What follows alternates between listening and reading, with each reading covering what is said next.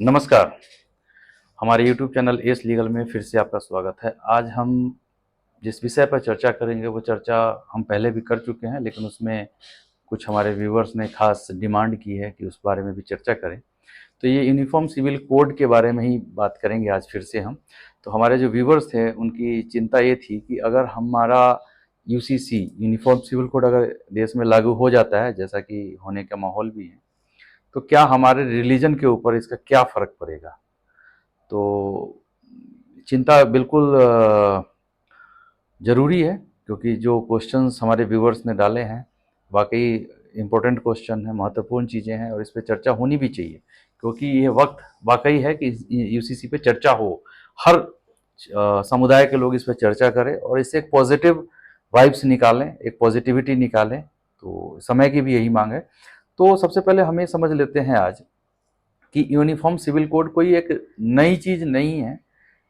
ये काफ़ी सारे कंट्रीज़ हैं वर्ल्ड के जहाँ पे यूनिफॉर्म सिविल कोड लागू है और वहाँ पे हर धर्म के लोग, हर संप्रदाय को मानने वाले लोग, है ना, अपनी मान्यताओं को रखने वाले लोग, अलग अलग मान्यताओं को रखने वाले लोग उस देश में आराम से रह रहे हैं, उनकी जीवन शैली आराम से चल रही है।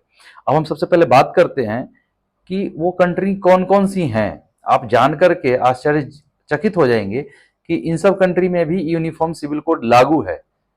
तो हम बात करते हैं कि भाई कि धरती पे इस वर्ल्ड में कौन कौन सी ऐसी कंट्री है जहाँ पे यूनिफॉर्म सिविल कोड लागू है। तो सबसे पहले हम सबको पता है कि अमेरिका एक ऐसा कंट्री है जहाँ पे यूनिफॉर्म सिविल कोड लागू है। लेकिन मजे की बात यह है कि हमारा पड़ोसी पाकिस्तान, बांग्लादेश, यहाँ भी यूनिफॉर्म सिविल कोड है।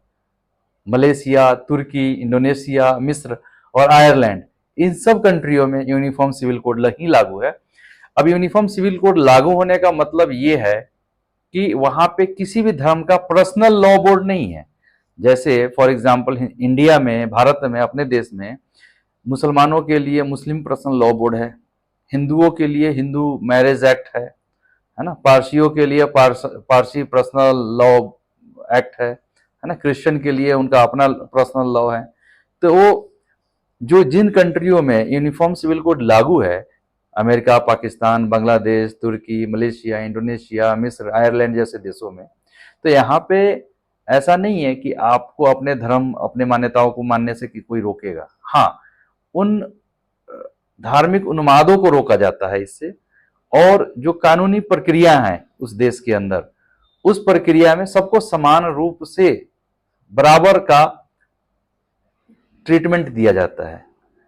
अब जैसे हम बात करें कि आज के देश में, आज के समय में हमारे देश में अगर कोई मुस्लिम महिला अगर कोई भी एप्लीकेशन या कोई भी कंप्लेन लेके जाती है कि उसके साथ ट्रिपल तलाक हो गया और उसको मेंटेनेंस चाहिए, तो आज के डेट में हमारे देश की जुडिशरी में सबसे बड़ी दिक्कत क्या आएगी कि वो इंडियन पिनल कोड के थ्रू चलेगा, सीआरपीसी के थ्रू चलेगा, या मुस्लिम पर्सनल लॉ बोर्ड की तरह चलेगा।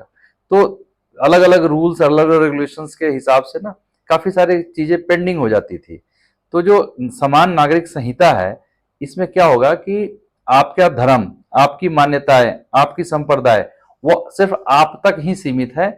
देश को, राज्य को, है ना, कोई भी देश की कोई भी प्रामाणिक संस्थाएं हैं, उनको आपके धर्म से कोई लेना देना नहीं है, आपके संप्रदाय से कोई लेना देना नहीं है, आपकी मान्यताओं से कोई लेना देना नहीं है। देश एक कानून से चलेगा और वो सबके लिए बराबर होगा, चाहे वो हिंदू हो, मुस्लिम हो, सिख हो, ईसाई हो, है ना, अल्पसंख्यक हो, बहुसंख्यक हो, उससे कोई फर्क नहीं पड़ेगा। कानून की नजर में, देश के सरकार की नजर में हर नागरिक बिल्कुल बराबर होगा, हर चीज में बराबर का हकदार होगा, हर अधिकार में बराबर का अधिकारी होगा, हर दायित्व में बराबर का जिम्मेदार होगा। तो ये है समान आचार संहिता, समान नागरिक संहिता। तो धार्मिक चीजों पर अगर हम बात करें तो उसमें कोई बहुत फर्क नहीं पड़ेगा, वो सिर्फ आप तक सीमित रहेगा। हाँ, उसकी सरकारी और देश के लेन देन, देश के किसी भी व्यवहार में उसका कोई फर्क नहीं रहेगा कि आपको अलग तरीके से, आप इस धर्म के हैं तो आपको इस तरीके से ट्रीट किया जाए।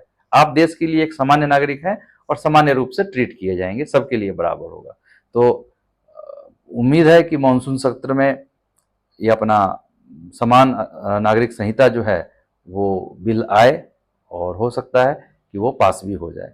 तो देखते हैं, बाकी तो एक्चुअल जब बिल का ड्राफ्ट आएगा, जब बिल पास होगा तो सारी चीज़ें आएंगी, बहुत सारी क्लैरिटी निकल के आएंगी। अभी काफ़ी सारी चीज़ों पे क्लैरिटी नहीं है, तो जैसे जैसे इन्फॉर्मेशन आएंगी वैसे वैसे क्लैरिटी भी आएगी, तो फिर हम इस पर चर्चा करेंगे। तब तक के लिए धन्यवाद, और वीडियो को सब्सक्राइब और लाइक्स करना, शेयर करना ना भूलें। धन्यवाद।